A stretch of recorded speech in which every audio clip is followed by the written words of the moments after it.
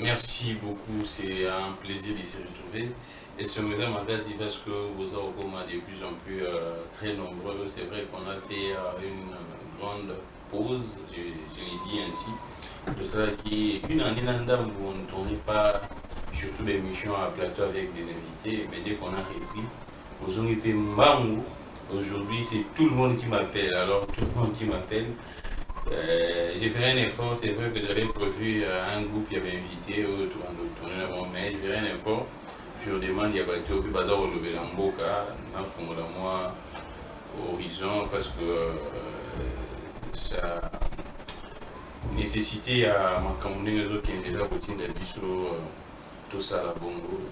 Ma campagne est tellement très nécessaire. Dans le cas il y a mboka où ils ont que tobenga bato nyonso bakoki koreflechir ndenge bino peuple boza kosenga lelo nayambi owen kosenge tozongi na ye lisusu mpo parler de la République, parler du Congo, parler de l'Afrique.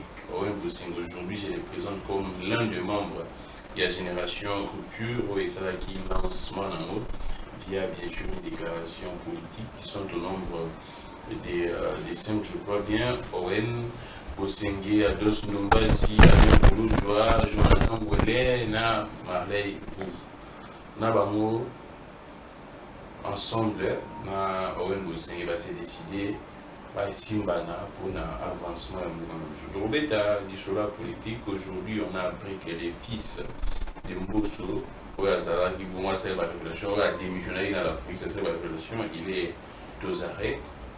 Avant tout, dans l'émission, il y a une réquisition comme l'émission, il y a Porep, il y a Barka Gombe, Isofa. Porep, Isofa, on a essayé de faire Ebele Edmond, Isofa Nkanga, où il a lancé réquisition à la police pour que va interpeller Moutou Nyonso, à corroborer par effigie à Constant Moutamba et à Woyemba Banzembo, dans gloire et honneur à Constant Moutamba. On nous a l'émission. Il y a des gens qui ont effigie au polo, il y a Constant Moutamba dans cela. Ozo yemba banzembo qui a na gloire à Constant Moutamba. La police au tchao mabo. Au clamé les grands PC information. Il y a déjà une réquisition signée et va PC déjà dans la police déposée, donnée à la police pour interpeller ceux qui ont mis à parquet à Gombe. Donc c'est ainsi et puis le magistrat va constater depuis le procès à Moutambe Bandi, car la réquisition va commettre injure les a belé par le magistrat. Et lobby les 27, c'est là qui est toujours verdict pour ça Moutambe. On attend si ça sera vraiment les 27, mais jusqu'à présent, jusqu'à preuve du contraire, ils ont les 27. Donc trouver ta masourie, son corps, trouver ta masourie, il y a dialogue, vous avez vu qu'il y a déjà une feuille de route. Compromis, compromis Bissanga, Bazoum Bissanga, Mandem, Senko, etc. Na bande ko église de rêver quand même on est ici ba yama pia. Trouver la isolo en stocky génération rupture que va participer na ba assise parce que la position à bateau ba na la génération rupture na ba position avant boy bien très bien des positions très tranchées bateau là ba ngwele ba Alain Bouloudjoa, Owen, je ne sais pas encore si vont participer sur le dialogue et pour ça les mains, parce que tout le monde déjà moi il est bien le fait que deux parties au sein il y a une confusion religieuse de Sangani et là c'est dans là. Alors Owen Bosengue, dans mon lieu là vert comme d'habitude, mais les loups dans mon lieu un moment mystique. Ils avaient Kanda Mboka ou bien ils avaient comme ça. Énergie eza epelé.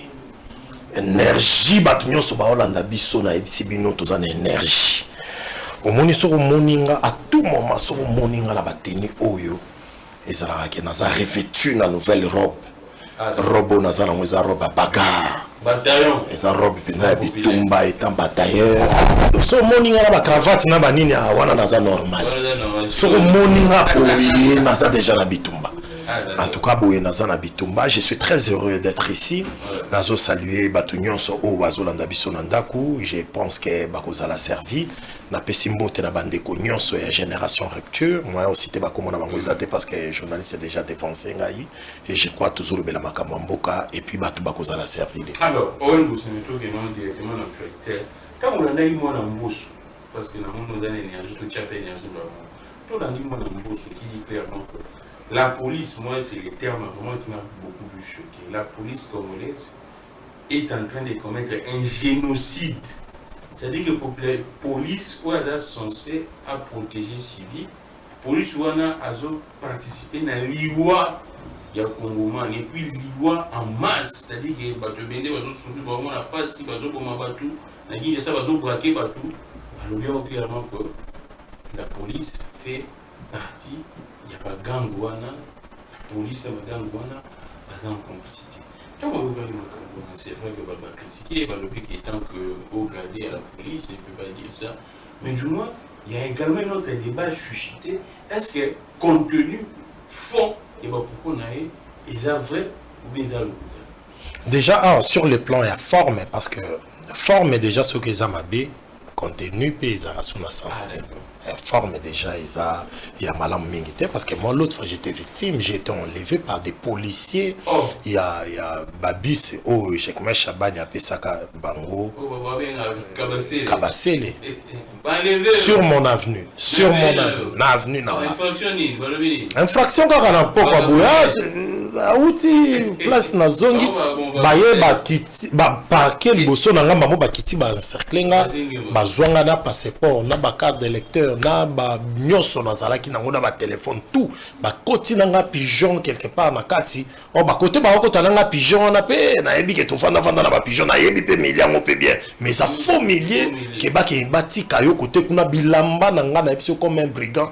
Mais au talaka qui n'a pas qui bouille mais devant la police belé bana ba arme na ko sale lo ko filmer té il faut na jouer ce qu'on a style kizengi ba botolanga pena ba depuis ngatu 2h du matin la police na biso jekma Chabani apesi et puis on a vu ça l'état et puis on va sodango tout ba pesa pena solo ba auto zika mabe na soir wana c'est-à-dire ba noir lena nous fort avant ba sala cop ba longolanga pena tout si on réclamé ma plan dans la babi quitta la bis en babi dans la quitta la bis on a ndenga simana baluka côté à liboso côté chauffeur aza pour na benda ba plan et na quitta pour na baluka ba démarrer baleki wasko ba boka ba na ba plan tout na téléphone tout na sala obligé pendant na zonga affaires étrangères avant passeport comme pas si ko zoboui na kenda pena na coopérer na affaires étrangères que non basenganga somme moko faramineuse 250 balles pour passer la passeport rapidement pour n'importe quoi on fait tout ça le mois États-Unis je crois na mois de février na babolodjo mouvement mo fait tout ça là période dango pa balinga bakangisa bolodjo ko pango pe rata donc na bilo moko bandenge moi j'ai été victime ya ba policier et puis policier mbimbozo lo banaye je suis na bon le batteur politique so batimbelo ko amuta opposition ba ko profiter nango la si bango kana qualité na d'un journaliste mais lobby na bango côté le côté que muto ko kiko dénoncer et tali bango te ba depuis anga tout ba tout solo pena que ba auto zika encore jour en boule betaka et katineti ba 22h 23h policier meli bangi tina suka a esco bande opération c'est-à-dire ba makambu ozomona nani ndeko oya mboso a lobby fond et vrai nyonso alobi mais oui bango ke belé ba olia biso ba escroquer biso bambongo na basita so tali bango batambolaka ils ont toujours un militaire un officier ou à servir rapport na ba couverture so musuku yé ko alobi on ke batama te bokani bango na lobi kala oui aloba qui bien pouvait démanteler groupe mo ba ke bango ka baza quelque part mozomona ke bango kango ba beta kana ba généraux ba beta na ba donc et ça ba biloko toye biango ezalaka mais ce que question ezali par rapport il y a forme est-ce qu'un policier il faut à se plaindre na makambo ya moni na niveau ya média non est-ce que abandeke on en interne était à dénoncer na au sein à la place par rapport étant que au gradé mais bayo qui était est-ce que ce qui a sali par rapport à l'interne étant au gradé mais il fallait qu'il a adressé correspondance monsieur na niveau Assemblée nationale son papa est premier vice-président premier vice-président deuxième vice-président de l'Assemblée nationale. Il faut qu'à sa correspondance dans la représentation du peuple. Et puis, je pense que son père n'a pas de commission. Quand chaque père n'a été, mais un canal, moi, quand on a contact facilement, on peut peser sur Yango. Ceux qui peuvent payer, ça gérer, n'a pas tout. Oyo, bazan a conscience, il y a des responsabilités, ils ont pour n'avoir qui décision, bazan en faveur de la population. Il faut trouver solution pour Yango. Mais ceux qui ont ça qui exercice, il a saisi tous ces gens, mais solution monanité, voilà la raison. Il y a création, génération, rupture. Mais avant tout, est-ce que Et c'est une révélation a interpellé Konzi, il y a la police, entre autres VPM, Jacquemin Chabani, qui a eu des pèses, combat, interpellé à la police ni au Yazo Kamba, ou bien c'est une accent beaucoup plus, la forme et l'obéla qui va domoniquer. Aussi longtemps, chaque jour, le peuple congolais a souffert d'un problème. Voilà, tout le monde peut savoir, il faut voter. Kabassé, le wana, rappel, parce que, et ça m'a belé, il y a bien dit. Pourquoi ne pas interpeller politiciens ou autorités à comprendre que non, Moussa Nanga et Kindimabé. Déjà ici, question Zali, concernant la forme, il faut sanctionner Mwana Yamboso. Sanctionner, c'est-à-dire à Koka qui a exposé, parce que la police, après tout, même maintenant c'est tout ça l'opposition, la police fait partie d'un corps. Le ministère intérieur, c'est un corps, c'est une institution. Au biso, tout ça censé à ça peut image nangote, il faut te protéger en gros. C'est-à-dire à Koka qui a exposé Bamakamboana Bongo Libosote, Naba Média, déjà il doit être sanctionné pour ça. Et puis il est venu à la police, il a été recruté en 2023 kaka. Tu comprends comment on espace il y a 2 ans à gravir l'échelon comme officier supérieur. Déjà c'est du désordre et puis ils ont image à Malamuté, sur le plan il y a forme. Mais sur le plan il y a fond, Makambo lobby contenu est vrai. Tout le monde a plainte à tout moment. Et puis Batoubayebi que Makambo oh il y a lobby, nyos lobby est vrai. Alors il y a lieu les lots, il faut que Luka et service nabiso tobegi à la police, ba meka ko assainir. Ça doit suivre des sanctions. Il y a Makasi. Recrutement et salama, moralisation et salama, ça parce que la plupart il y a des policiers qui recrutement beaucoup qui ça autant de recrutement. Mais vous recrutez qui? Comment c'est fait également?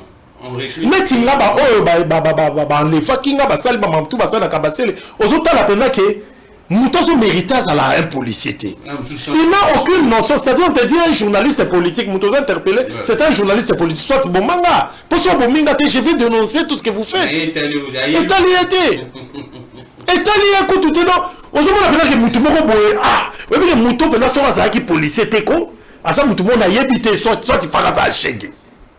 Il fallait qu'il y ait un échec. Et puis, lorsqu'on esprit dans la chose à chèque, dans l'esprit, on a un bêta, mais ce que je veux dire, c'est que à ça, la police, à la titanie, mais je me demande comment tu ne comprends pas.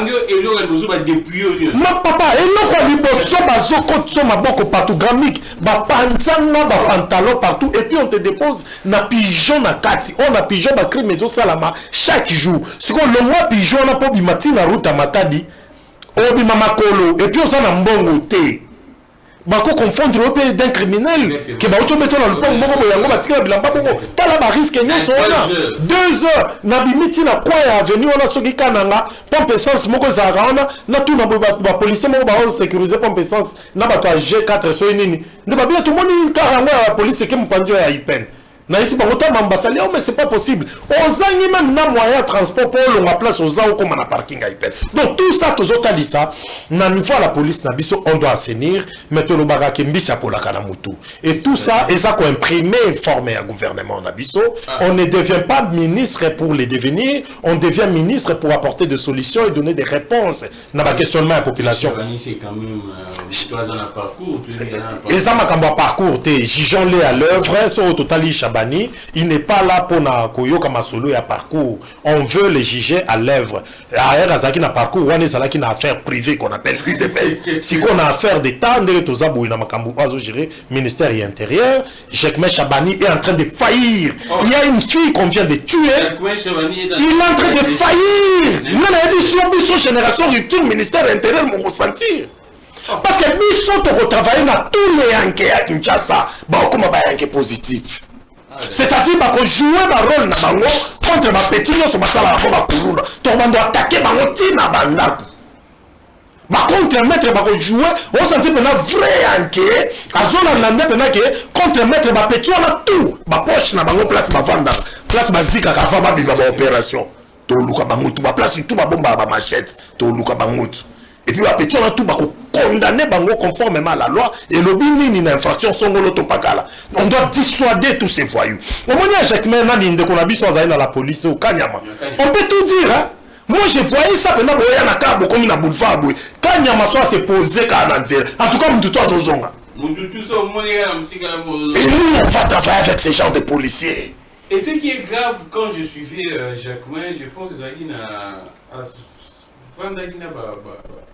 la police, il dit clairement qu'il y a certains points dans la capitale où on sent l'absence de l'autorité des l'État. C'est les ministres des tutelles qui disent ça. Voilà. Et ça, on est sanctionner ces dirigeants, c'est haut gradé, il y a la police, il y a ça la constat.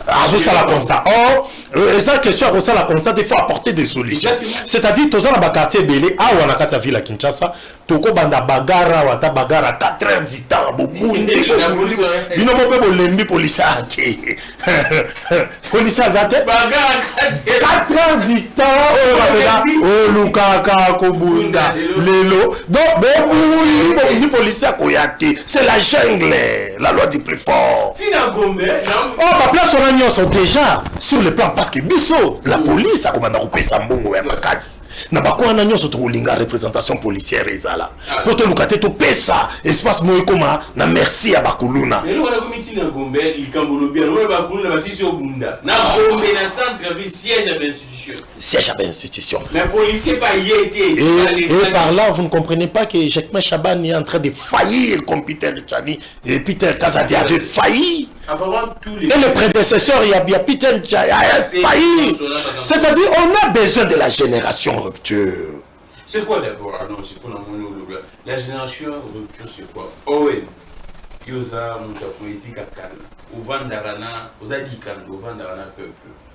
Peuple a constaté que politiciens, ceux qui ont le pouvoir, ils ont un langage juste. Ceux qui ont le pouvoir, ils ont ça les contraires, ils ont même plus pire, il y a Yosa qui reproché. Peuple apparemment baillé bilo. Tant que vous avez une génération rupture, c'est bien, ça sonne bien, les gens voient. On dit figure emblématique il y a génération de rupture mais pas autre tout là. Est-ce que ça la paix car le rôle a UDPST parce que c'est pratiquement les discours proches voisins au UDPST dans nos positions. Qu'est-ce qui rassure? Qu'est-ce qui doit rassurer le peuple congolais au Azolando qui non bino boza différent dans régime tant bazali dans nos positions. Oui, oui, sinon on va méchant. Méchant mais ça mon quoi la raison où ils ont poussé biso tous en la génération rupture on a décrit c'est-à-dire toujours décrier comportement on s'est libanda on critiqué mais un bon continue à quatre babon bilo kutu pire qu'on est capable c'est ce qu'on est en train de vivre. Ah d'accord. C'est pourquoi la génération rupture, ils ont côté les mélamingi kaka bandeko bazana pouvoir te, ils ont les mélabizale luana parce que tous identifiés même na ba on bazana opposition. Ce qui veut dire même ba on tozana opposition, bon quand ça mutunyo soit critiquer à Félix tenda za mieux. Ah d'accord. Les autres tourna ba en opposition qui feront pire que Félix Tshisekedi. Là, il faut dire au peuple la vérité. Ça, c'est que nous ne pouvons pas opposition. Non, pas comme ça, yote. Tant qu'à pas mon critiquer Félix, non, quand ça sert rien. Popoyo, il ne peut pas ça la Kango. Ça dit, ma fille Kabila, bon, voilà, on va dire que tu vas Kabila, tu malamu, bah, quand il dit non, on va juger à l'œuvre. Et ben, les bases critiquer Félix, c'est qu'il dit, ah ouais, bah, au côté, on a pouvoir, biso, to identifier, bango, baza batoyo, bako ça la mieux que Félix, c'est qu'il dit, d'où qu'on est là, le peuple qu'on continue. C'est pourquoi biso génération rupture, tolobi biso, awa, tolobi, to soit qu'on démonter cette classe politique. La classe politique, oh, bah, comme si politique, le la tradition, bah, comme ça on est imambo, bah, chef coutumier, et comme il la politique, to yoka ba combo encore, ba combo ba famille encore, ba na bangonde ba comme ba ministre provincial, ba na bangonde ba comme ba ministre, ba na bangonde ba comme ba suppléant, ba comme ba sénateur, na ba député, ba no kaka. C'est-à-dire, et ça au moins na une centaine de familles, ba confiscar. Affaire politique dans le pays d'Abisso. C'est-à-dire ils ont fait de la politique un monde d'affaires pour eux. Nous sommes qu'on s'habille au cas opposant, mais on a dit que Félix a crédibilisé l'élection 2023. Tout va identifier dans l'Otalie. C'est-à-dire peuple congolais, ceux qui vont comprendre Makambo, ceux qui vont comprendre Makambo, ngana ngana nde na zakabu mutu so ngai ya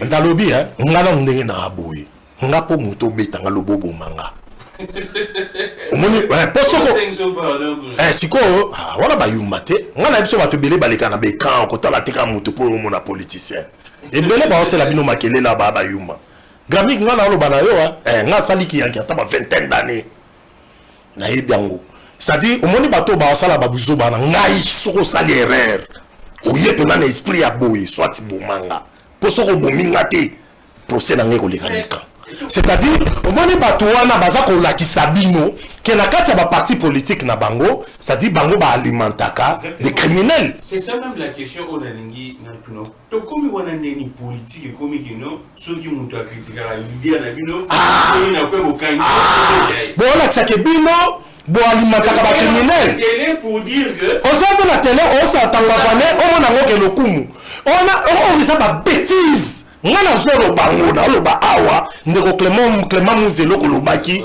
eza mabe makasi surtout yo oza mutu amibeko koloba bongo eza mabe mais babiloko na ngana loba na bino net bino bosala babiloko wana na bamukebai ba Daniel Safu yanga procès koleka na TV ngana pena yanke na saliki yanke na kisasa wa 20 d'années et puis tous les yanke ya Kinshasa na bakwa ya bien oba yanke bazaba ebike on soki aza awa on soki aza place aza il représente des frais quinois des souches.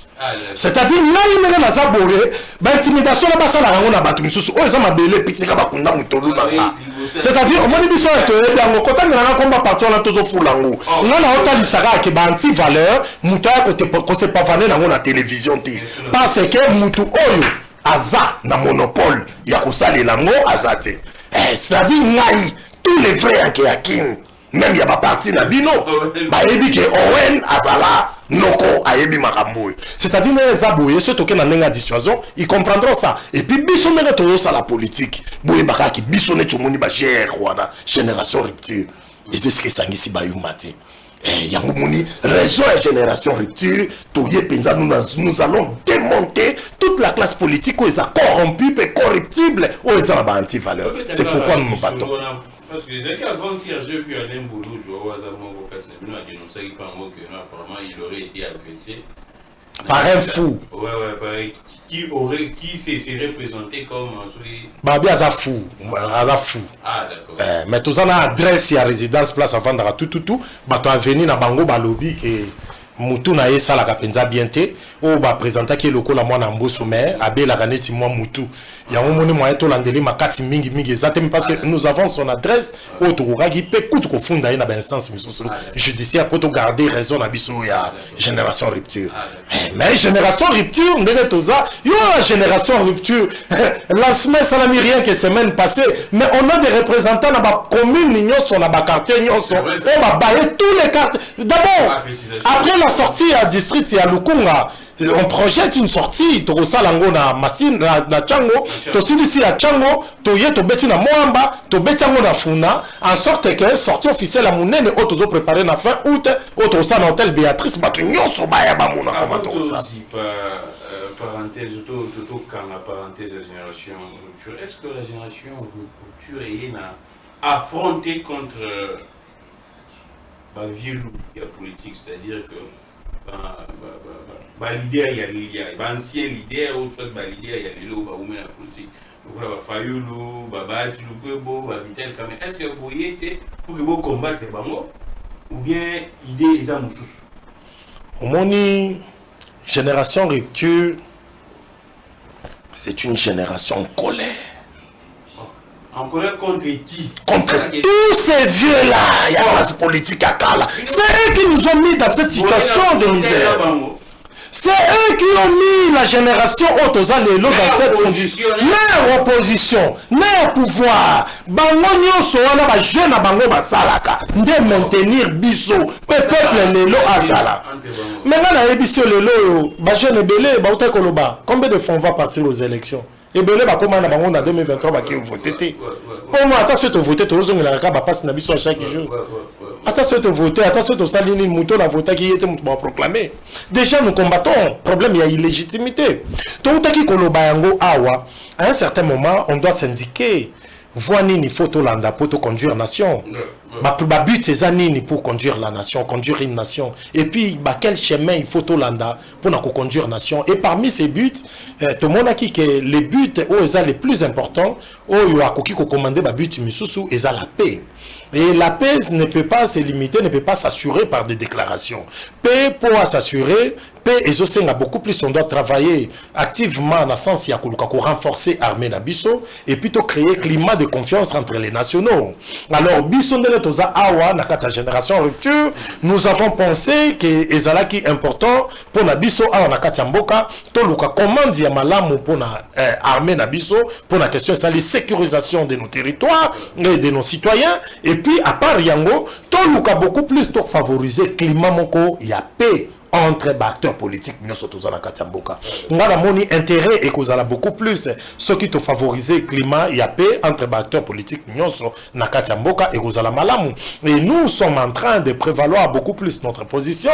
Nous qui sommes leaders de l'opposition politique non armée, n'ayant pas touché aux armes, alors biso génération rupture de l'obi côté à Bananga. Bango les péchés na bango place basali côté biso tozoli ya bango et ça que biso to toucher na ba arme mais nous reprochons au régime à Félix Tshisekedi son illégitimité et la mauvaise gouvernance côté Félix Tshisekedi pe le tozoli ya nango eza parce que gouvernance na eza beaucoup plus ya mabe tozoli na 3 points donc gouvernance na eza ya mabe et puis il est illégitime comme président de la République avec ses institutions donc biso faut to prévaloir position biso toza nango pour na ko apporter ba solution bakulu to biso ebele ya kala ba pesa ki o bango bakoki ko pesa mais tout moni que ils n'ont plus rien dans leur ventre pour donner au Congo alors ils ont senga il faut génération mususu ya to ya pe na touche mususu to ki ko ya nango mais na kati ya génération rupture ya sili kotita oui, l'union côté en fait les rien. Tout ça là critères au tout ça là pour mon tout à mettre yo tout côté na kata génération rupture. Na kata génération rupture, tout ça a besoin mon tout à la caractériser beaucoup plus na anti valeur té. C'est-à-dire garçon mo batu baye bayo, oza mutu ya bakuba parce que za biloko to décrier na politique ya kala o ile kake. Que baye bayo que na kata génération rupture que oza madame moko boza kana baninga awa mais yo baye bio oza na babiloko ba anti valeur, oza na kata ba makamba boye na boye té to za bato baza et pris la volonté au service des autres, au service de la nation. On s'oublie, dans cette génération rupture, tu dois vivre un esprit à famille. C'est-à-dire, tu dois vivre un esprit à famille, tu dois ego, il y a la poste, il y a à part, Kuna, chef Yabanto Azate, président Azate, Toko Kabulaka, Barol, nous sommes s'occuper dans Makabu Songolo, nous sommes s'occuper dans le secteur Pakala, nous sommes répondant à tout moment qu'on est contacté, dans le sens où on a des Tokukabula. Donc c'est un peu ça. Pour une génération rupture, toutes les portes sont restées ouvertes. Ici, j'ai fait appel à tous les acteurs politiques, Otolingaka Mingi, mais faisant encore partie à parti politique, Misusu Ngana Yebi, il y a opposition à veuillez quitter ces partis politiques et rejoignez-nous dans la génération rupture parce que ce qu'on boucane métalio au risque en retard et puis on bandako te culpabiliser biso déjà tous ça démarche belé à makasi ou est officiel et cette semaine on aura des activités comme la semaine prochaine.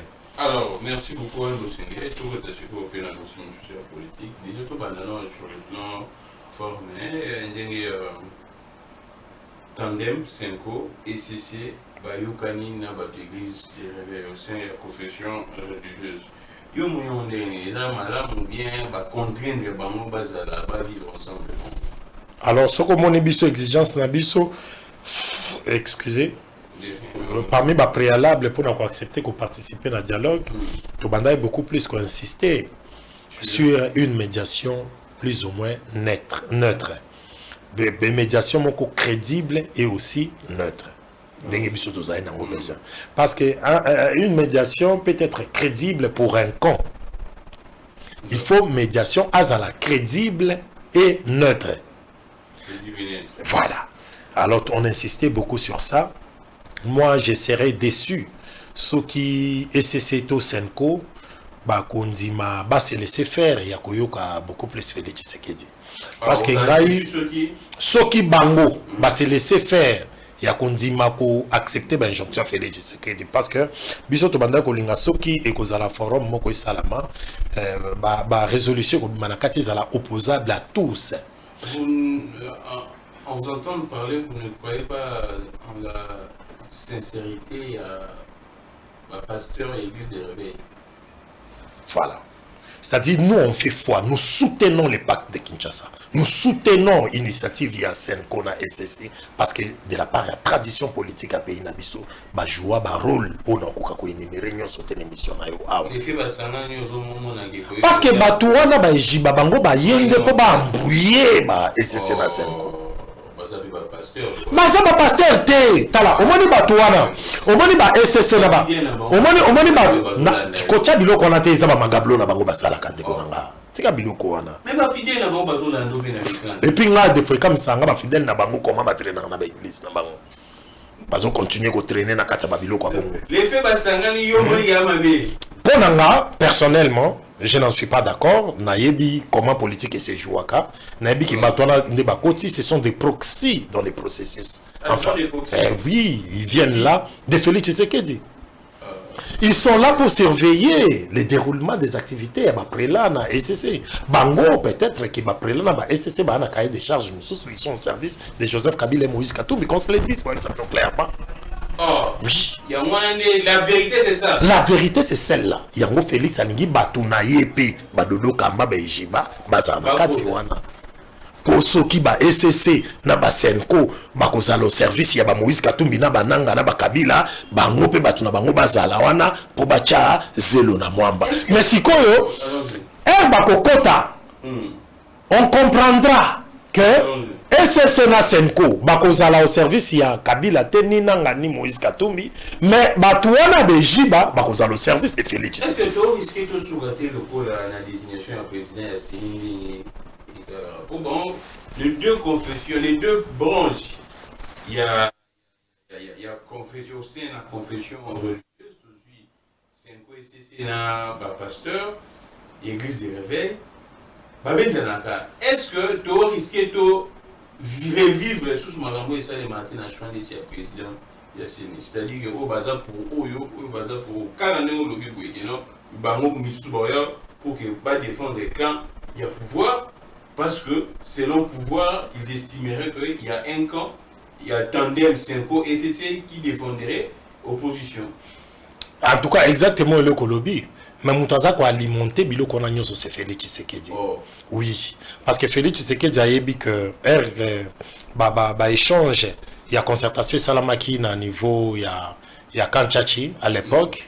Et sengaka basengaki na Senko ba rejoindre biso parce que biso to boya kokotango to pesa ki ba préalable entre autres arrêt à ba poursuite contre Moïse Katumbi et puis balongola Edem Kodjo ba yebi rôle nini Senko a joué à tout moment bana ko zongela biso pona ko solola na biso mais président Félix Tshisekedi ba sali résumé nango ya malamu penza mingité ya kokanisa que église catholique na SCC baza pona kokote la opposition non église catholique na SCC ba joué un rôle na bango traditionnel. Ils ont défendre des faibles ici, pour défendre la position du peuple et non des intérêts des politiques. Mais position il y a peuple. Alors position il y a peuple à majorité au communauté entre les gouvernants et la population beaucoup plus. Bah discours et confortaka quand la population ils ont un discours il y a peuple et il y a opposants parce que opposants il y a critiquer ce qui devrait être fait mais qui n'est pas encore fait.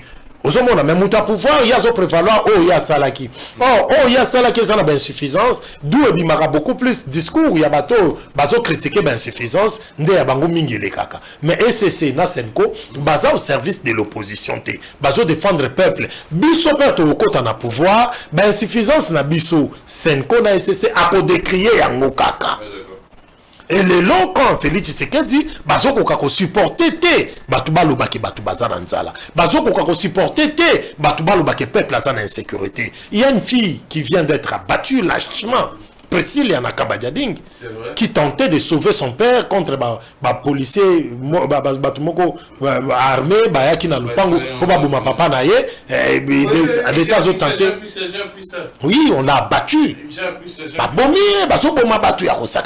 C'est-à-dire par là, aux hommes, le gouvernement a faillir na sécuriser par exemple Batouana. Alors, biso awa position na biso ezali ndekonangai ezaka kapona kolobake. Nous décrions beaucoup de trucs et puis je peux aller avec d'autres questions. Alors, on évolue tout côté de ce qu'on a fait des routes Bosso en école. Étape à Bosso, par le biais des mois de la paix, là c'est beaucoup plus activité pour essayer un peu de mettre un peu Dieu dedans. Mais tout soit étape 2, les dialogues des experts. Étape 3, les dialogues politiques. Et puis l'étape 4, c'est la conférence internationale sur la paix et les biens vivre ensemble dans la région des Grands Lacs. Là, c'est déjà quand on parle de la conférence internationale, c'est-à-dire que... pays, monsieur mais tout va dans le dialogue des experts, dans les dialogues politiques. Surtout dans le dialogue des experts, parmi les thèmes retenus, il y a état des lieux des dialogues politiques et des accords de paix de 1960 à ce jour. Question à une autre. Vous pensez qu'on pourrait tirer quelque chose dans le dialogue seulement bien, le dialogue soit échoué, ils ont une nécessité. Pour il faut abandonner nous ça l'état du lieu, il y a un dialogue politique qui soit là. Entre autres, il y a un City, il y a un dialogue tout ça là. Est-ce qu'on doit jeter un œil dans Makambo ou bien Makambo échoué? Et ça hyper important que l'état des lieux nango et ça important parce que le dialogue n'y a un objectif objectif des fois ils ont que peuple se déchirer et so senga que to lukato sangana ensemble pour na par exemple la question de l'unification de la nation au mona ba makamunyo so o il est capable ba congolais ba vanda ensemble ils ont beaucoup plus to déchirer to réfléchir sur comment to kiko sala mais le constant moko o to sala malheureux et ça que utana 65 tilelo na kati ya pays na biso nanu to sali élection où ils a crédibilité. Ah d'accord. Et depuis 2006. Non, on a depuis 65. Parce que tout ça là état des lieux. On a l'état des lieux on a tout ça là, oui, ils ont raison d'évoquer cela parce que depuis tout na 65 tilelo Congo a souffert la question moko ya makasi to bengi ya illégitimité. Ah d'accord. Oh, nous sommes une république. Dans une république, le pouvoir, c'est le peuple qui donne le pouvoir. Et puis, azako délimité en go, na durée moko quelconque. Comme au Yabiso, tous un peuple mutapé sa pouvoir, mandé ça 5 ans, par exemple, par Yabiso. Na France, c'est ça, 4 ans. Na France, 5 ans. Na France, 5 ans, États-Unis, 4 ans. On se comprendre. Donc, peuple, dans une république, c'est le peuple qui donne le pouvoir et puis a délimité Ngonganango. Sikoyo, soki, ezo salamake, pouvoir na biso ebele depuis toutaki 65 on a tilelo, eza issu, il y a sentiment à peupleté, eza issu na volonté à peupleté, eza issu na vouloir ya peupleté, nde kozaka déjà problème sérieux au tobengi illégitimité. Crise à illégitimité. D'où au komona ba dialogue nyonso to bandi ko sala uta 60 tilelo, eza beaucoup plus causé na question to bengi ya illégitimité. C'est-à-dire batu o bazo kambaka pouvoir, mingi ba animateur ya pouvoir, baza issu ya volonté ya peupleté, nde to bengi bango baza illégitime. Baza légaux mais baza illégitime, baza légitimité. La légitimité vient du peuple. Peuple a qu'on reconnaître biso de commission à place wana. Essayez d'évaluer. Regardons toutes ces années passées. Bah genre la élection Mobutu Salaki. T'as la élection à Joseph Kabila 2006, 2011, 2018, 2023 au Félix Assalisi. Au comment que ce sont de très mauvaises élections, des élections de très mauvaise qualité. D'où l'élection est singane na Fandi Boye na reconnaîtra que Félix Tshisekedi a gagné l'élection en 2023. Et puis a gagné l'élection en 2018. Kabila Nandimaka Te qui a gagné l'élection en 2006. Nandimaka Pete qui a gagné l'élection en 2011. D'où c'est le problème, il y a illégitimité. Oh non, non, tout nanga. Et ça va traverser l'époque où on a un pouvoir à voter. Et l'équipe au moins n'a pas plus de 4 élections. Ah d'accord. Alors, si tu évalues, le dialogue nous sommes à tout moment que Mboke a déchiré, et si les Congolais sont ensemble, on définit une gouvernance commune pendant une période donnée, mais gouvernance commune permet à de préparer de bonnes élections pour y sortir des vrais élus. Si on est au compte à to sangani biso nyonso ensemble, to PCP, to recommande, to PCP délégué na biso na ba CENI et tout consort to composer une CENI plus ou moins crédible. Pour me mabiso na élection, au moins que CENI on a magé botinda qui délégué na bino na compte à parti moko ya opposition, mais elle a continué na carte pouvoir agir débaucher. au moins quand on a IDPS mutu na biso to saka na bosa ni komo so kalemba soki nani abaluka la biso kutu na IDPS kalamba akomi mingi koyoke la Kabila.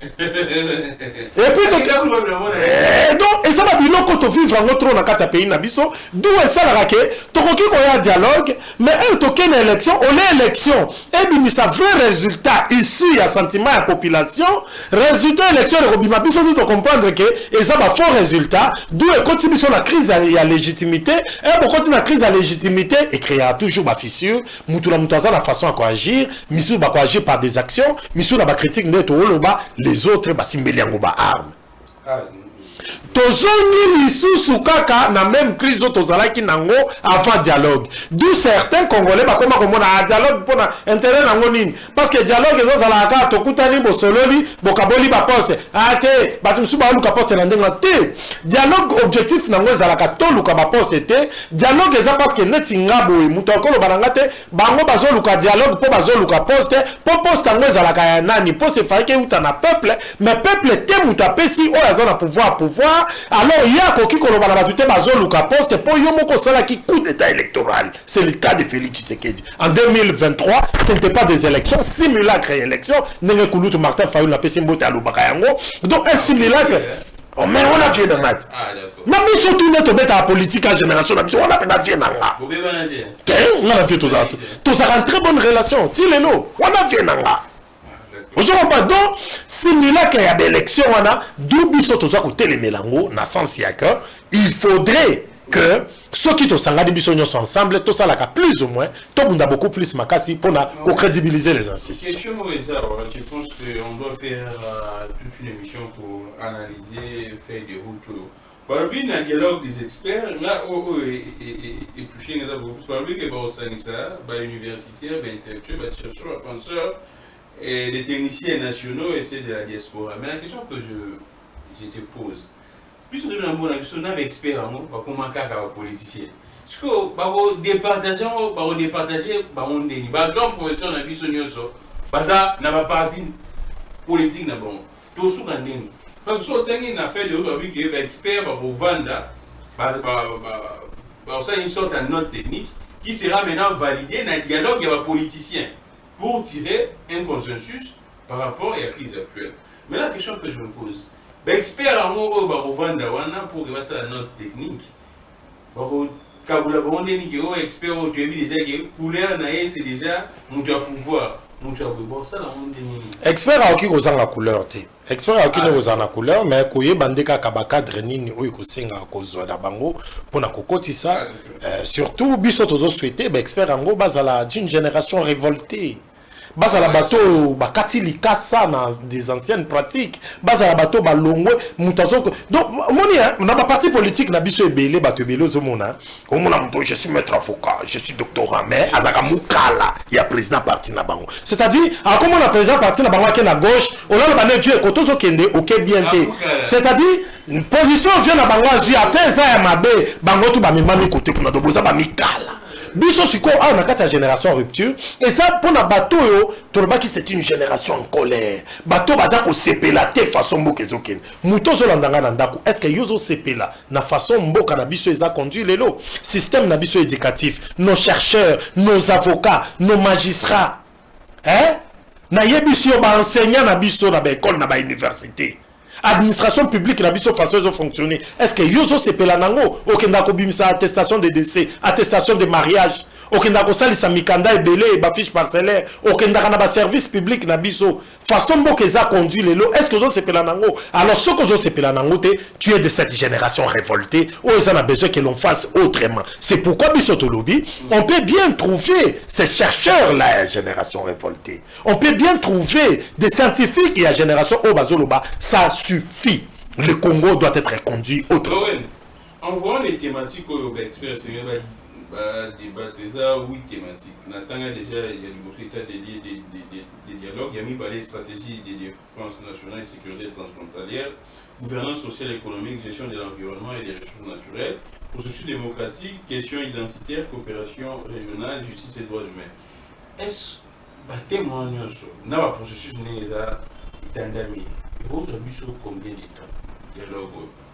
Parce qu'apparemment il y a 3 étapes. étape à l'ébosso, étape à balai, dialogue proprement dit, il y avait expert et bandit, après il y a politicien. Aujourd'hui, dès que tu as eu ma campagne, beaucoup à 2 ans. Et ça va changer mon ça mon espace ça va 2 mois et puis solution. 2 mois. Oui, ça grave. Et ça va sujet mon important parce que dès que tu as on a qui m'a identitaire. Question identitaire c'est un sérieux problème au tout ça là. Identitaire et cohabitation intercommunautaire. Parce que ba congolais belé ba kanisaka elongignon so ba mona ya mulai et la kisa za Rwandais. Kaza Rwandais non. Ba congolais pe ya bilongi wana basa des congolais. Alors il faut tout ce lango pour UDP ça peut ça image moko elongi figure tout ou peut ça ga marque wana et ça Rwandais. Oui. Parce que biso nous a vendu bilongi ya batu ya kolobake nani aza Rwandais. C'est à l'UDP qu'on nous a appris que Mobutu azaka centrafricain. C'est à l'UDPS nde bayebisa kinga tozongisa Kabila na Rwanda. Maintenant on lobaki ba procès Kabila nde ba okay nango awa ewe ba makamba za Rwandais ke azana ba biloko ya ba nani ya ba soki nani ba Corneille Nanga ya ba mouvement insurrectionnel ebo na bon nga façon nazo sala analyse état acteur politique on a m'adresser na batu na biso o bazolandela procès wana. Awa j'ai salué aussi ndeko na biso Zuzi Likulia pour na koyebisa bango que biloko wana nga façon na sali lecture na niveau opinion na peuple assez ne vous limitez pas na salle climatisée na moni que discours wana ezokota penzate et puis bato apparemment bazon dima procès na binoté bazo monango c'est un procès bidon bazo monango excusez ba monango comme un acharnement nga nazo proposer bino. Ce tolingi to confirmer penza pour ce bolobi Kabila a Rwandais batu ba ondima na bango te ce peu bolobi ki azaka soki sima bananga en tout cas batu pendo ndire zo kotate ba yebi ke ya kenda ka ko consulter koto bino bo ko zo Kabila bien na on peut sa bino idée de lo awa boyebi sa Félix Tshisekedi tozo ba tracteur to kitana maloko côté à force commune à maloko esika boloba Kabila bo makatsa batu to timola soki to komona katsa ouais bibembe et confirmer au moins parce que jusque là nous sommes aux salles on dirait bato bazon di mapenzate là on a besoin faut garder crédit donc procès Kabila peuple on dit mamote oui Constant on a sali étant un homme public na taliba appel na banini tout bato bazon monango c'est un truc monté bazo sala pour bon là ce qu'on a zone na aider bango po et son ma substance donc soit batracteur biso nyonso pena na ba média et ya tokende na maluku to timola tout le monde a pensé miku ngo pe sur les athées c'est que pe mamtu baloba si Kabila les afo bon on a batracteur to timola ndi donc ça les gambu ya fait de route parmi les composantes majeures, il y a dialogue, axe, il y a politicien basé la majorité au pouvoir, l'opposition politique non armée, l'opposition armée, la société civile, les autorités coutumières et traditionnelles, la diaspora congolaise, les personnalités indépendantes ou influentes issues du monde académique, culturel, intellectuel et économique. Une génération rupture, beaucoup participer. Tout ça va préalable, où est-ce qu'on a discuté dans Kati? Mais biso, nous sommes en train de demander à l'ECC, à la Senco, de comprendre que c'est nous qui gérons l'opinion au quotidien, du lundi au week-end, c'est nous qui gérons l'opinion. Martin Fayulu, lui, il agit par communiqué sporadique. Moïse Katumbi aussi, il agit par communiqué. De même, Joseph Kabila. Nous ne sommes pas en train de les en vouloir. Ils font partie de l'opposition non armée. Et ici, au niveau de l'opposition politique non armée, c'est nous qui gérons l'opinion au quotidien. Nous faisons l'opposition contre les régimes de notre frère Félix Tshisekedi depuis 2019 à ces jours. Alors nous avons pensé que nous étions la bonne pièce de l'opposition politique non armée qui est indispensable dans toutes les discussions ou forums dans tous les forums nationaux, genre dialogue, échange entre Congolais. Nous pensons que notre participation est indispensable. Je pense qu'il faille que nos délégués soient là dans toutes les discussions parce que ça ne peut pas nous échapper. Et nous estimons qu'en cas de notre absence dans ces discussions, donc les peuples ne seraient pas représentés. Parce que c'est nous, et les faits sont palpables, c'est vérifiable. Vous verrez que c'est nous aujourd'hui qui représentons la population. Les avis de la population, c'est nous qui en mettons beaucoup plus du sel, donc du lundi au week-end. Moi, je trouverais ça injuste qu'aujourd'hui, qu'il y ait un forum ou un dialogue sans nous associer. Et puis, je suis en train beaucoup plus de demander à la Senco et l'SCC de ne pas être trop nostalgique. Les échéances de 2018, c'est derrière nous. Aujourd'hui, sur terrain, les choses ont changé. Et puis, les rapports de force, c'est autre chose. Nous autres, ici, je n'ai pas besoin de Moïse Katumbi, pas non plus de Martin Fayulu pour faire mon combat politique.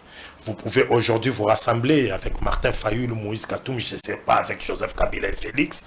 Nous allons détruire tout ce que vous ferez parce que les vrais représentants de la population ne sont pas là. Ce n'est pas une menace, mais c'est une adresse directe que nous faisons à l'ECC et la Senco.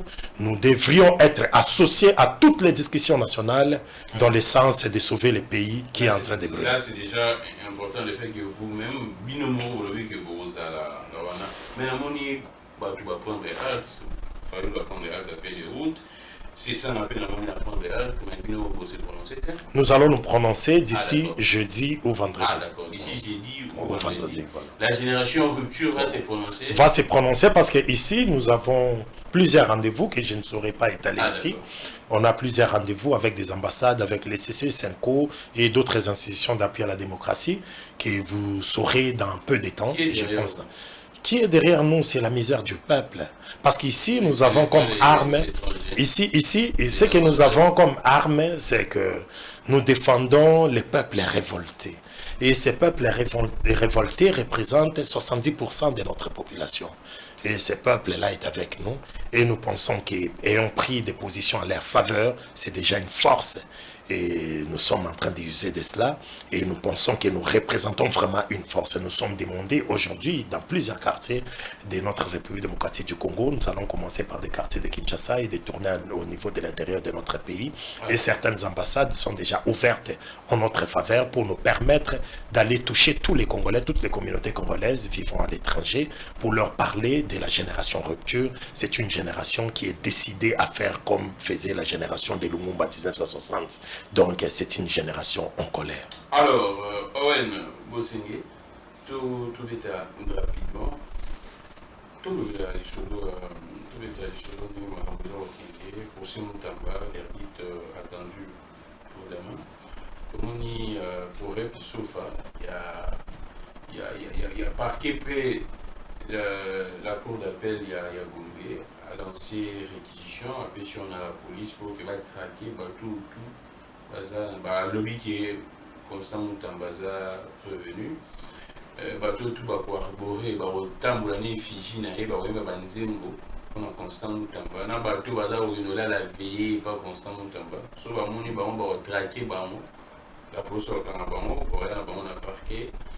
Il y a combien de choses on a lecture des faits parce que sur le tali, opinion, certaines personnes estiment que c'est un complot contre Mutamba, vieux Baliaye, une autre génération rupture. Je ne sais pas si il y a une déclaration de Bino pour ça qui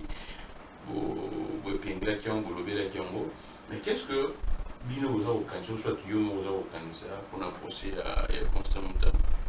Bon, alors déjà, Naza Kolobela, que par rapport à la hiérarchie à l'information, hier même, on vient encore de tuer na Ituri. Babomi 160 quelques bateaux.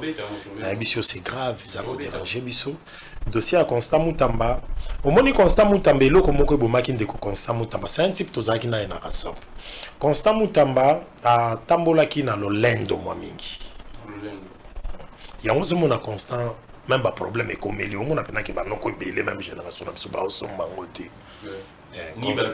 Constant atambola ki na lolendo mingi. Constant kokanisa te yo moko za na poso comme candidat président. Osali betide moko extra te koleka biso.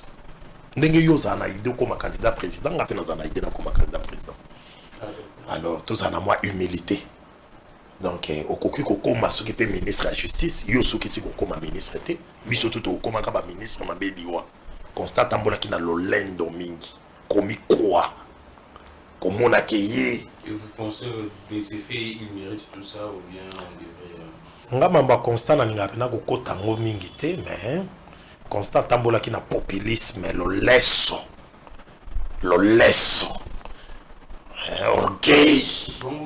Et puis au moni makamba constant ndenge sami na bauti ko yebisa bino bakokenda olala ba feya pamba ku ne pas constant bakokanga bino lelo o ka ba mona ka la ke ko lala libanda ndako constant kuna o boke yemba n'importe bakokanga bino soko chetembe usofa ana sakana te lokola basi balobi yango lelo mwana na mwana vanda na ndako veille de prière et senga te faut que ça la ngoli busa constant wana ya prière te comédie so lingo sambela pona constant sambela ndako na yo et puis bon mituna est-ce qu'il y a un précédent mutumoko ça zala za un dossier na justice batu baye ko sala nini liboso na ye elakisi nini eza po aza populaire akozala populaire po asala nini constant comme un ministère de la justice qu'est-ce qu'il a fait il a échoué lamentablement constant babuzo besalami babuki ba prison awa batu babimi constant libéré de Koulouna en cascade awa sans qu'on vérifie chacun des dossiers et ça l'irrésurgence et la sécurité dans ba quartier.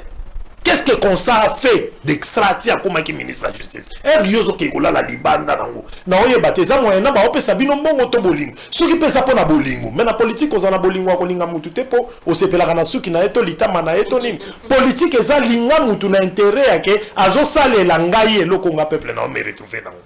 Ngana na posa te Constant azwa sanction oyo ako démérité. Mais s'il y aura une sanction oyo ekozala proportionnel par rapport à son infraction, il y a qu'on mériter yango parce que biso tozana besoin ya babenga yango d'impunité ezalate. Le fait ya kozwa mbongo ya mboka kotinda yango na compte ya société moko qui n'ont qu'une expérience en matière de constitution et ya construction déjà ezalaki malamu penza mingi te et surtout au moins que secrétariat général de la justice baza au courant il y a ba action au yo ministre de la justice ça frise l'intention de détournement. Alors Constant Moutamba doit être sanctionné et puis sanction à Constant Moutamba ngana zo singa yango eza la sanction moko conformément na mibeko et puis à mériter le comment de proportionnel avec l'infraction qu'il a commise. On prend Doha d'abord na Washington. Est-ce que vraiment on a été comme tiré en longueur? Demanda Gimba ou bien on a de plus en plus tout ça comme des selon opinion on va bien dans la carte Constant Mezani pour Washington na Doha. Constant ngai par rapport à Washington na Doha na mona kiango ke ezaki ba accord moko ya malamu te au président Félix Tshisekedi asignaki a mûrissa kiango beaucoup plus te ngana banda ko kanisa qu'il fallait que à privilégier d'abord un dialogue à l'interne et puis à l'interne to banda na dialogue à l'interne et puis dialogue à l'interne balobaka une famille unie a azaka na capacité à kusala face na ba attaque nyonso extérieure omonier tozavi di banda ya mboka yoke ko sola masolozo sola parce que Félix Tshisekedi tozonge pa ito kende Félix n'est pas seulement combattu par des Rwandais. Même ses adversaires politiques, au Bissotoza, à niveau Awa, chacun a son agenda à niveau Péalibanda. Qu'est-ce qu'on parle du pouvoir? C'est quoi les reflets que nous donnons du pouvoir, il y a Félix Tshisekedi? Est-ce que tout le barake pouvoir, il y a Félix Tshisekedi dans la justice, il y a Malamu? Est-ce que tout le régime a Félix, c'est ça la poursuite contre les opposants? Est-ce que tout le régime a Félix? Mais Jacques Ndala est en prison jusqu'à présent. Et c'est un souci. Denis Dijoshua Botika mais Jacques Ndala, moi na mboka congolais, aza ko souffrir tilelo pour Jacques Abomaki nani dekonanga. To chata mutu na yote, tana mukaka ndeko na biso Jacques Tala, un congolais ya mboka mawate. Mawate ndeko fanda place donc babomba ye penza babosani. Azobela pe, j'ai appris qu'azobela makasi, bazotikeka pour sa femme a été bakotela ki dernièrement na ndaku. Na ebisio yango moni biso ndenge toza boye. Tozoloba. Te, génération ripti to bunda penda Jacques Ndala faut à libérer. Donc on bunda penda Jacques Ndala partout to ba do solo là. Faut mon amayaza à libérer. Et sa normalité, Jacques a kokiko subir ou à subir. Pour avoir fait quoi? Là ça me touche. Mouton basona qui n'a dit au champ libérer. C'est l'arbitraire. C'est la volonté d'un individu. Mouton jouer influence les noms dans le dossier judiciaire. Est-ce que Mouton a fait un comité à pour Jacques Ndala qui a souffrir? Est-ce que Mouton a tous un juge? Est-ce qu'on doit comprendre que Jacques a souffrir place mon pas détourner mbongo ya mboka te. Pas abomi Moutouté. Ça fait tellement très mal. La vente qui a il a prévu Jacques Ndala. Mais il n'a pas compris le jour en question. Babibi Baomi Balé, Bakomi Liboso, pour Babi Misabamo, c'est le directeur de la prison d'Elsi. Non, Jakinda là, Yorobima, les lotis Yorobima, lobby bien après demain. Tout est arrivé à Jean. Moi, vous êtes abimi, Jakinda la Tigali, dit les lots. Au moment où justice n'a biso, ce qui les lots, il y a un arbitraire où ils ont influencé sur Bino. Non, comprendre Bino, vous êtes pris en otage, par exemple, par des politiques. Mais une information que je voulais vous livrer. Jakinda Landenge Bozomo Naye, déjà avant Bokangaye, à Longwa qui n'a ensemble. Ce Bokansara peut-être à Zapion Mokobo ya Moïse Katumbi. En tout cas, nazo pe sabino information que Jackie aza électron libre ndenge ngana. Au moins aza na mouvement na ye, aza te o mutu mo ya Bakatumbi, to mutu soka banano bozolinga bo régler na ye. Jackie aza na ye kaka un Congolais normal. Là c'est une bonne précision. En tout cas, quand Jakinda là, qu'on fait souffrir, on souffrir rien, bozonyo kolande bananae, bozonyo kola katumbi te, poya kabona déjà na katumbi. Azala kana katumbi te, bozonyo kola ba Congolais na bana o Jakinda la bota. Ne bango te bo sala bango muté ma passe. Azana Kabila te, azana katumbi te. Jakinda là, c'est quoi le péché? Denis Di Joshua aye ko tout à toloke, moi na mobile lokola Jakinda là, après ça qui mu Congo na amen. Jakinda bibo lokola yo lobaki bongo kasi bon ngai aner kasi lokola c'est que ba bisaka na biso bana mibali mais ceux qui te monique ezaki infraction ezako sapé image ya aner mais on devrait sanctionner beaucoup plus muto ya lobaki que aner basala ka biloko wana nga na sala ka ba émission belé na expliquer ma mère a fait 37 ans dans la aner biso toza pena ba Obélix na kati ya aner ma mère a fait 37 ans là-bas na ebi ndenge fonctionnaka na yebi aner à 100% te mais na yebi na aner eza na muto ata moko to bavandisa ye wana pona kozela a torturer bato to aviola ka bato azalaka te. Déjà c'est une information. Ce qui muta yebi que na aner mwana mbali moko boye ba sodomiser c'est faux eza makambo ya lokuta. Denis Di Joshua asalaka eloko moko a mérité ki ba sanction le plus lourde. Sinon Jackie a kondima ke ba Denis lokola yo lobinga basala iboya na ndimi yango yende mutazo sibir mingi mutabimisa dossier ya bongo lelo batika Denis Libanda. Je plaide pour la libération de Jakinda là. Libérer Jakinda là, la République ne perdrait rien, mais tu vas bénéficier des belés parce qu'il va travailler pour la nation. Parce que les gouvernements parlent, surtout dans Ituri, Chaos, ADF, Kodeko, Ituri est comme pratiquement pénal. Ce qui est bizarre, c'est comment dans une zone où tu fédéré état de siège, non seulement état de siège, mais tu as payé na coopération militaire na Ouganda et Makambabongo ezoleka na kati ya territoire wana. Moi j'avais appris Mouanziwana, il avait menacé des Congolais. Après sa rencontre avec Félix Tshisekedi, au sortir il y a rencontre na Félix. Alobi kutu non seulement au kota Kisangani alobaki akolanda wazalendo partout et pas ibazali na Congo. C'est-à-dire il a défié la nation congolaise. Les wazalendo sont des Congolais. Les Wazalendo sont des défenseurs ya d'intérêt à Mbuka na biso moko. Mais chef d'état-major ya Ouganda azolobake akwa après kokutana na président na biso chef d'état-major ya Ouganda azolobake ya kolanda ba Wazalendo partout place bakozala à moins qu'il se rende. Donc à défier que na kati ya RDC akoya tika sai pona kolanda Wazalendo. Akoma tatine Équateur akekoluka Wazalendo akoya ti kota ba Congo. En tout cas, par là, il a imprimé un manque de respect envers d'abord Félix Tshisekedi et puis contre la nation congolaise. Il y a une génération rupture dans un rapport de force toujours nous au pouvoir tokubanda kubunda kaka kubunda na ba pays nyoso na netiba ba Uganda ba Rwanda. Nous devons affirmer notre force au pouvoir bitumba guerre na ba. On a remarqué Félix abanga Museveni makasi. Au moins ba courage azaka kolobalika moko be pona Kagame mais contre Museveni na mona akobanga moko boyesala. Museveni Ozo comprendre. Si ko biso génération rupture eza bato baza na agenda ni na ba Kagame ni na ba Museveni. Et qu'on a la question de la défense des intérêts de la République démocratique du Congo dans nos relations internationales. C'est-à-dire les Museveni et les autres, Museveni, net par exemple, ils sont au Museveni, ceux qui sont d'accord dans la coopération militaire, tu es d'accord dans l'influence ougandaise dans la partie nord ou occidentale nord, il y a pays Nabiso, et partie orientale nord, il y a pays Nabiso. Tu es d'accord dans par exemple, pour la Koyeb Sabango, mais ceux qui basent dans pour ça, ceux qui bango baboy koto sango. Tolumbani solo.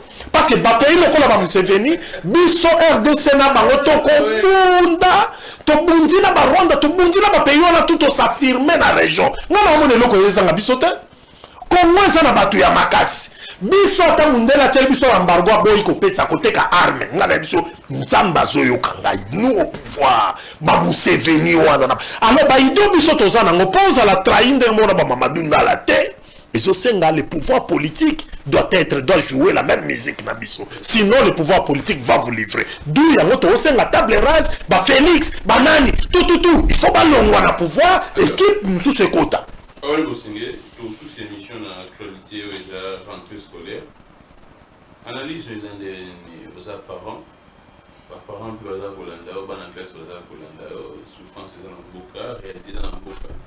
Au cours de l'Obani, nous avons parents sur Bazar au Bolando, Bafandi, Baos élèves sous député Mort Boyaya, puis tu dois venir en vacances parlementaires, ça va cahier, ça va uniforme pour la banane, parce que papa mususa les athées, mususa les athées, mais salaire malongate, bah mususa les bazoué baté, bien que gratuité il y a un seulement mais fois ça la moins uniforme.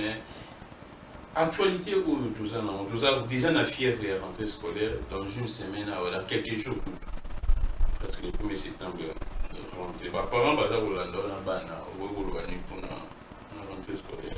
Papa ba Rolanda na bana naza kaka pona kolobaki za makambo ya soni. Dans un pays où il va placer par-dessus tout intérêt à peuple, Babilo ko lokwa ba rentrée scolaire Babilo ko ekobetsa ka bato mitute. Ça casse-tête donc na kati ya pays na biso ko sala rentrée scolaire et comme pasi ba parents ebelé et puis ba école misusu balobaki pour na gratuité mais bazo senga ka bango ba $30 moko boye. Bazo senga bango. Na pesi mbote na vie nanga sol mambo apesi nga information. Te wana école nan ya gratuité. Basengi bango ba $30 moko boye, $20 ya tenue ya gymnastique, bazo senga et pourtant ministère na biso ya EPST et lobaki batika ko senga ba parents bambongo. Mais ces écoles là les font. Et puis ici je dénonce et certaines de ces écoles les appellent catholiques. Certaines de ces écoles les appels catholiques. Soutenons la gratuité de l'enseignement. Parce que les parents congolais sont en train de souffrir. Comme Makasi. Comme préalable, Kocha. L'école misusu PKK catholique, l'école misusu privée, l'école misusu publique. Bazako senga ba compte il y a $300, 280 avant moi na abanda. À compte. Biloko na nyoso eza pasi. Congolais azobika na pasi. Congolais na kati ya mboka na biso awa ndeko na nga bato bele baosa assembla nango kokanisa te mokili suki na oyo vivaka kokanisa te yo soko za na possibilité ya kofutela mwana classe to ya kofuta ndako moto nyonso azoza na possibilité kanisa eza na bakongolo bazolala libanda kanisa eza na bakongolo ata lipa ya chaque jour azwaka ngo na pasi alors to privilégié na niveau ya école na biso même ba chef d'établissement bo penser ba première semaine botika ba na biso nyonso bakota même ba compte wana nyonso bo singa ba futango au fil du temps entre temps tous singa ba congolais nyonso o bazana pasi o bazo souffrir nous en avons conscience c'est ça dans le secteur nyonso talika makambo à rentrée scolaire te mais moi na ngopé to lukolé rentrée scolaire mbongo au futanda kupeza te ça kutu pété na mokate pe moi na occupé classe ndenge nini awa to singi kaka que to ya biso nyonso to sangana na esprit auto bengi ya génération révoltée génération rupture ya bana ngesa na ngapa so na tamona mwana mpena mukie ano na santa mwana teme batingi ya sala ko e biso bengi mwana mutu ni ayo de non so na tiki buete na ndako na boka na oliate zomona donc e so tabilo ngoteka umona so beti machine bloque mon et comme même pas 20 000 même 20 000 ya mwana même pas 10 000 de comment tu vas chiquer moi zoteka par là et là que ça peuple congolais contrairement à ndenge batbarba tout ça ba gogoyi congolais za gogoyi te congolais peuple moko be bataille abundaka mais problème ils ozanga bango tamso ba capitaux que mtoza na mo capital la malama ko banda mo cop so comprendre yango biso to linga na esprit wana et puis ozomona ba nouveau riche belé ba kotia ba ko kokabater o mona ki ba nouveau riche ba riche msuso bazaka na ba régime passé et ça qui pendant oh mais biso tozaki babiloko moko boye terrasse na ngai réseau saflo na kitambo avant nani ngobila ya buka ngoye na jekoko que fin semaine nyonso ezalaka na petit o atekaka ba ambulant na banguba na banini ezaka na mutu moko aya kozelo kongoka bakisi ba forme o atekaka nguba atekaka nini ba samedi to dimanche ezaka na moko na bango nyonso nde bayaka wana to pesaka ye comme 70 000 francs accueilli je me soumettre boba que je salue alobi na ngabi ah o me babiloko yozo pesa awa na lemba mais yo postuler na Lukungati. Yo mingo postulé à côté de Lukonga, mais ce que vous avez fait, ce sont des Congolais. On ne peut pas avoir des ambitions. Il y a côté là qui ont aidé Congolais pour la circonscription électorale nayo. Donc faisons ça, tous en esprit à Koulinga, tous à la solidaire na kata pays na biso et cause à la malamu mingi. Et puis ce qu'on poni comme ça la politique. Il est bango que nous sommes des serviteurs de Dieu. C'est-à-dire un acteur politique a réfléchi un acteur politique a il prend des risques. Imaginez que bah risque tout on peut m'emprisonner, mais ça pour ça mais c'est juste une opinion pour défendre l'intérêt général.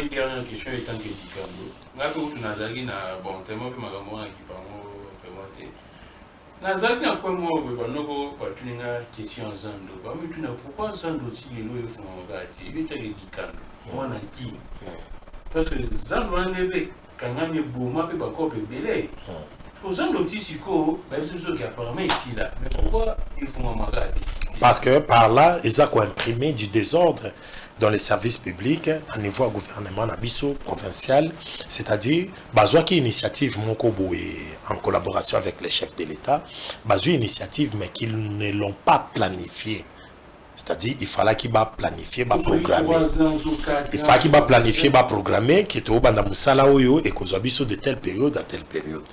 Mais si ko bat bazo comprendre les autres qui il paraît que ba message cher à ya kosakanate na katata ndongo pour la cause. Donc par là et riche. Il y a ça. Voilà, vous savez le riche. On doit payer ba pauvre. Tout ça c'est ba pauvre.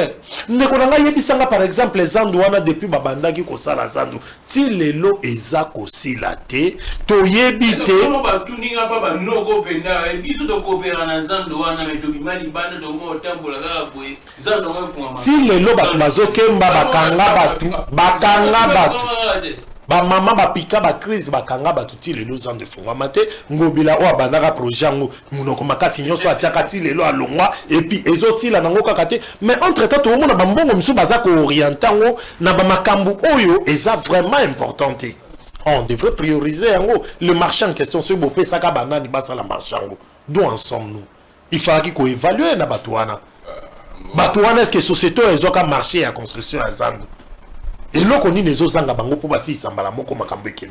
D'abord, c'est un manque à gagner pour la nation, pour la République, non seulement pour la société. Société, on a pourcentage pendant autant d'années. Mais il faut tout bandango kasi pour pourcentage ndambo ils ont compte en compte à trésor public. Tout bandango déjà. C'est un manque à gagner pour les trésors publics. À part Yango, un manque à gagner pour na bateau yo, basomba ki ba mesa, pour la zandongo. Pour bateau belé basi basombi déjà ba mesa. Donc, donc c'est un peu ces désordres là. Sincèrement, au Ebiso Talivi en nation Abisso, presque dans tous les secteurs, on comprendre qu'il y a du désordre. Désordre ça vraiment y a makasi, désordre ça vraiment y a makasi. Et puis Ezo Senga, les lo o congolais. Désordre ça makasi dans le secteur nyonso. Tocha na biso mnoko makasi te. Banoko ba coopérer wapi? Pour na ba marché pirate bozobuka ba. Bozobuka bango. J'ai des informations par bazo les na bazo ba esika susu. Zandu bobuki. Marché pirate bobuki. Bosko batuma kende wapi? Fa ko proposer bango. La maison paie loyer cher. Garantie est commis au moins ba sengo 20 mois.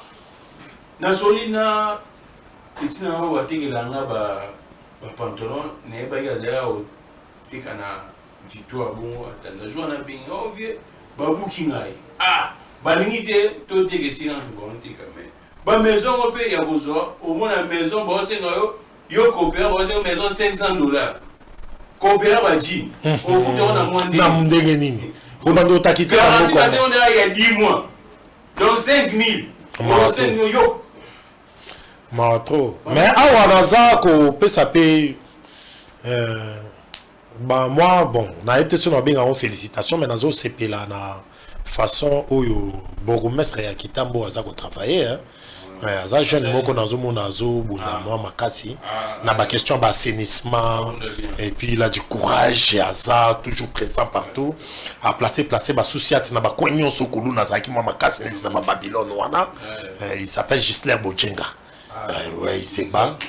Lui quand même il se démarque na ba ndenge na bango ya ba UDPS na bango et puis nabi ke karaté ba ok na ba vote na bango peut-être il peut partir mutu mususu akoyana à côté mais biso toza a besoin que ça se fasse comme ça na ba commune nyonso kolune komi makasi penzozo mona ovi au sud de tout le monde rompo sa kombi na côté na biso ya ma campagne baza koboto la mutu moto na moi babimiseli machette place commerciale ma campagne bureau de azo motar azo kenda azo wela na ye guidon azana ba passager ça dit ba koki kokwe regardez de telles tracasseries et tous ces motards là par affinité tribale besoin soutenir les pouvoirs. Oh question zali il faut que tala makabuya payer za kokende ndenge nini est-ce que tokamba mi ndenge nini mais bon tala batu nyonso bosela ki ba tribalisme to ba un tribal pardon na ba to bosela ba fanatisme tribaux envers les acteurs politiques. Tu as gagné ni les lots 7 ans plus tard. Parlant comment la République a gagné le côté. C'est-à-dire sur le plan politique, qu'on soutenir Moutou par acquaintance tribalité, sur le plan politique, qu'on n'a pas Moutouté pour Bozana et tribu mon côté. Il s'agit de la République démocratique du Congo. Biso génération rupture, tous souhaité, n'a pas carte, n'a biso auto commandant les jours à venir. Pas question au Tchaba province, pas question au Tchaba village. Tout tient notre pays, c'est le Congo, je suis congolais. Tout bar pour éviter ma conflit. Oh, et ça qu'on s'est pointé à l'horizon. Na yoka ki bande komoko bazolo ba bloc Katangé contre Makabu Oyo ya procès à Joseph Kabila. Ngana ebi biloko eza risque moko ya makasi. Omoni biloko wana eza biloko époque ya Babilulu avec ba papa Kyungu ya Kumwanza ezalaka grave entre les Katangé na Bakasaye. Et cette génération on doit se battre. Nous devons jouer notre rôle pour nako luka eloko yo to défaire yango. Eloko eza ko s'impointer. Ça va, merci. Merci beaucoup, c'était pour moi un plaisir pour Solana, parce que sur une émission, on avait un bâtiment sur la Macambouya. Il y a maman a Jakarta. Dossier n'a plus non Gamoro dans ce bâté Jakarta, on bâté on nani Jakarta on Zakala, on bâté Kango, maman Malibanda, rentrée scolaire, bazo Telengana, Tembeniana, Sobe Atiwana, na Libanda. Policier à Boukier. Mais je dois bouquer à Kanye, mais je dois bouquer au lien. Ma trop. Boukayi Moutouna capitale na bake baliam. Mais là pour sauter sur le plan on a ba policier, na pour sauter tracasser les amakasi. Bake au lien, so les aki mbongo basale léon, so les aki loko lia balier yango. Wana baba kisika eloko mona liloba mwana mboso alobaki kotanza batusu ba tracasser musu esala ba. Donc ils ont trop. Ils ont trop. Oh, policier, il fallait qu'ils aient ami à la population. On s'est confié là. Maman, la jeune goudou, n'en parlons pas. On a un tic, mais ça les a été. On a un cabine, on a nani, la raison, génération rupture. Génération rupture. C'est pourquoi. On a un quartier bouillé, on a un noko. Nous autres, makasi, mais bon, on dit combien 10 000 francs. On a 10 000 francs, bah il va y avoir un chantier. Bon, un chantier. Bon, vous avez un long chantier, on a su qu'on a méchant, bon, baba de fer. Baba de fer. Moi, ma baya. Dis chabaron peut dire bokaboli sous bien. Bokaboli peut bitumba pene pour ne pas pota, ma tangi. Ce n'est pas ce qui fut rêvé. Congolais nous sommes kanisaka que ce qui régime passé qui to comme on a opportunité moko juste le peuple congolais n'a pas ça beaucoup belembo moté beau pesa et opportunité na kata. Non, moi j'ai dit ça même papa moi ça me toujours tout le temps là bon chic à l'époque tout le temps antique on avait l'espoir que sur aussi syntique vit au sourire mais belé sur 100% sur tout le temps antique par 99%. Mawe. Ils ont aussi. C'est ça la réalité. C'est ça la réalité. Réalité penée à Congo et moi. On a pas parents là va faire ah tous autres on a vu sur ma maman a tega il puta nae a tega bijou nae pour moi na temps antique. Mais moi na temps antique nous ça les até maman a conduit au bord la moine avida déjà nchiki atia ke badi mwana ngope susu abotika na akomo benga papa ne yaya et puis et ça veut dire que pour mwana aza goigoi mais c'est parce que l'opportunité et ça va arrêter ça manakine ça ceux qui baby si bino monter ba kosi bino et il y a une classe politique qui veut maintenir la population dans cette situation il y a qui n'était à Congo il y a vraiment la biso génération rupture toi a besoin photo bukelo ko wana to ka pe famille moko boye kombo yebanité bango pe bakoma na ba opportunité bon on vous single tout cas dans la émission pour sauto continuer on peut ça par exemple sous na ba bwana ndako bolela au moins bena libota baliara lelo mibali balie lobi basi balie lobi ana bana balie bon ngana ebinde ba mabote ebele na ebinde na mabote ebele biloko so balambe ezaka pona bana ya mike ba mikolo ezaka pena mo débrouiller ba ya ebele tokutana na bango tokozaka mais na basoir balala na bakar ou na ba parking exactement là on a ndenge balwana lopoto mais couper les banoko ebele botika mituka na na garage au moins mituka esila raté mécanicien azali lesika olala te azona soit libérer mutuka na yo yazali ndako tala niveau tata mobimba mais alala na mutuka kando loba ndoko ebele bafazana bakara mais ça te parce que balingi yango c'est ça moi je vois na yo ko na va na garage besa naki bakara mususu tineto ngako libérer avant parce que ce qu'on libère yo la libanda donc il faut c'est là ce cas mususu asikeye ndo libérer akara pour que pour ba parcelle ebele neti biso na ba cité na ba kitao ba bandal pa moya ko tsaka rezarati oyo na car na ondege ngame kezawana et là la soit na souciat balal sango na kwa quartier alors aux en appétit no moko fa servir car c'est comme appétit on bazana mo ibilamba ne zaka shebango mais na pimpa akendaka ayebiki akota akuna viendra afini ki na tongo wana pimpat na kokila wana zongi soka vide mais azongi sikuru ndako na tongo. Ce sont des conditions de vie autour de vivre. Ce sont des gens parler bodé béré bozo dans l'émission bobé ngama mais réalité bena yakini ya mwana bwana chamu bwana maluku boza partout na kin non ba motard monsieur pe ba la likolo ba moto na ba parking chaque jour na ba station pour moi ba la ka wana ba 3h 4h bima na kitao magasin station ma campagne on a motard moko azolo ba trop mais est-ce que va continuer biso bazo mona moto wa mona moto ba mona ngote ba mona ngo mais qu'est-ce que ça on doit organiser la société, ils savent tout ça, on doit organiser la société, donner des opportunités aux jeunes et puis aux l'important parce que biso to connaît ça déjà so pour gérer ma campagne ba bombe retardée ba bombe retardée na mboka. Oui. Merci beaucoup à toute l'équipe technique. On est fini pour aujourd'hui. On va se retrouver prochainement. Tobando Bet a des formes à Sora à Kinbon. Totik maintenant politique par mon parti. Tu veux la réalité. Il y a qui passe le sous dans l'écran. Autant vous le rater. Au Amso Kenara encore pour son au Boukani. Mais on a bateau pour traverser un moment plus difficile en Moura. Plus difficile. Nous sommes pas faisant un chantier Bazali. Chantier. Mais nous sommes pas faisant un matanga Bazali. C'est-à-dire qu'il y a fois tambola pour matanga ici que Zali pour que ateba. Ce qui matanga ezate a roluka que siga moi ata veiller moi de prière ateba. Non, je suis pas sûr moi na bato ba ke ba vana terrasse na fille wana ba commander masanga ba commander ba soso a bisi fille na ke suba asundoli fille ya bato wana. Ba fille bele pe bazokuta na ba problème wana. Lelo na kin. Amela ki na yaliaki. Mais mutifaki afuta chepwa. Bakangi momi wana misusu banoko bazo abiser na bango na ba terrasse et tout comme ça pour compenser des dépenses. Merci beaucoup. Ça c'est les réalités de Kinshasa et c'est un peu bête on a Owen pour y venir d'Afrique non. Na mona zo pesa na ba aider musuma vous avez na kino. Merci beaucoup abonnons-nous très massivement na ba plateforme na biso nyonso. Quand j'ai dit abonnons-nous c'est-à-dire que sur les YouTube vous s'abonner, sur mon YouTube vous s'abonner. Sur mon écran au Kani programme, sur mon page, moi au s'abonner parce que bango tous les boss à la force il y a émission. C'en est fini pour aujourd'hui. J'ai reçu Owen Bosingeo Azali bon membre au sein il y a Azam membre T, l'un des leaders de la génération Rupture. Nous avons beaucoup de membres. Ah d'accord, là c'est une bonne précision. L'un des leaders au sein il y a génération rupture. Également, battant Front Populaire, toujours. Paris na minito bolingaka mingi Gramic les grands.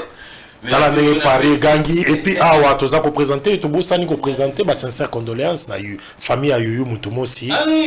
Nous a quitté une bonne combattante, une femme qui s'est engagée dans le combat République démocratique du Congo. Biso bataillon Front Populaire to loba ki kutu batu monsieur Faiba kotate mais tozo regretter bato pouvoir ba eba weli ko soma matanga ngo. Donc tous les gens qui coûtent à pouvoir bailler c'est qu'on place tout ça dans bakanda yango wana.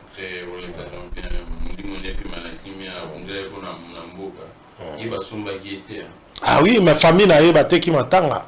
Bato pouvoir bailler ça bango likonda basumi matanga. Biso bataillon to se pela nango te. Nous allons manifester na matanga wana ba omona mécontentement na biso. Merci beaucoup. Moi je sais que pouvoir actuel Yuyu Mutumosi azana ba en opposition. Bon, so baye ba lobi que non mutuna bango ata ya kala akufa ki ba chambo. Yuyu Mutumosi a mutuna biso ya. Il fallait pas baya ko tiola bitumba oyo. Parce que Yuyu Mutumosi de son vivant, Yemoko n'a pas voulu travailler na Félix Tshisekedi. Denis a approché, Félix a approché, alinga été. Siko boya et puis Yuyu cancer ya cerveau ane yendenge nini. Na comme on a monté le comme basala ki ngo ya mbango ye koti Yuyu Mutumosi cancer à cerveau comme ko ya rapidement hein na comme on a monté moi eloko moko boye salami ba prestation ni asuka za ina docteur Mukwege je ne sais pas si en tout cas famille Yuyu Mutumosi nous sommes avec vous c'est notre sœur maintenant na moment on a neti bon moi na ba matanga bato basala mabe mingi balela trop na matanga. Vous avez compris? Yuyu Mutumosi nataka na combat ayebani tu ataba $1 $10 $100 tu ocha pona et puis mama tangeli ya udu nyama kazi vous êtes belé na combat ngabe na nakata combat nga udu na kinanga de gauche nga nakata combat les bataillons Front Populaire aux Alawana. Merci beaucoup aux Alawana. Merci beaucoup Owen Bosengue. Je suis Camille Legrand, que les dieux de toutes les inspirations continuent de nous inspirer et de vous inspirer également. On se retrouve prochainement. Au revoir.